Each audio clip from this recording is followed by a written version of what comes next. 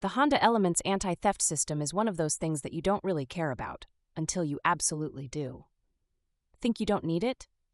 Car thefts jumped 28% in the last 3 years nationwide, so yeah, you probably do. Here's how the whole system works in the Element. Essentially, your key is more than just a hunk of metal. It's got a little chip inside, called an immobilizer. No chip, no start. Think of it like a handshake your car expects before it trusts you. Most complaints I hear start when people try a spare key from Amazon or wherever. It fits in the ignition, but the car won't start. The immobilizer light blinks, your plans are ruined, and now you're late for work.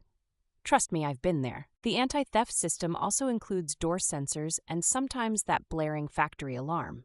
If someone tries monkeying with the lock or jimmying a window while it's armed, the horn goes full panic mode. That'll get everyone's attention, and possibly your neighbor's wrath. Here's the most common pain point. People accidentally trigger the alarm themselves. Maybe you unlock your Element with the key, not the fob, and suddenly it's screaming like you just robbed yourself. Happens way more often than anyone will admit. Disarming the system is almost always easier than you'd think.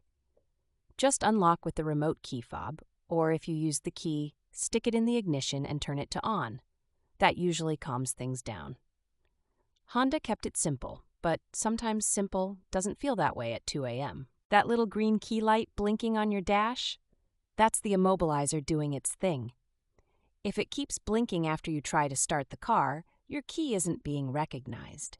Could be a dead chip, or could be a more complicated electrical gremlin. If you've ever replaced the battery, Element owners are like, which of my batteries? You might find that the immobilizer throws a tantrum afterwards. The trick, turn the key to on, leave it there for a few minutes, then try cranking. Old school patience hack. If you need a spare key, you cannot just cut a new one at the hardware store. You need a dealer or a locksmith with the right Honda programmer. Yes, it costs more, usually $80 to $150, but it's cheaper than having your ride stolen.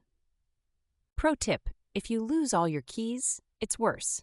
Honda basically replaces the immobilizer unit, which means hundreds of dollars.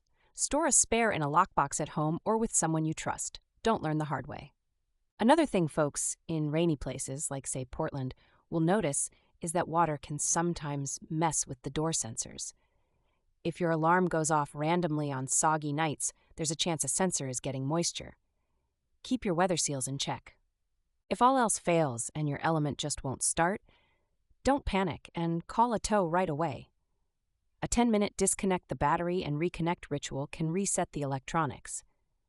You'd be surprised how many anti-theft issues disappear with this low-tech reboot.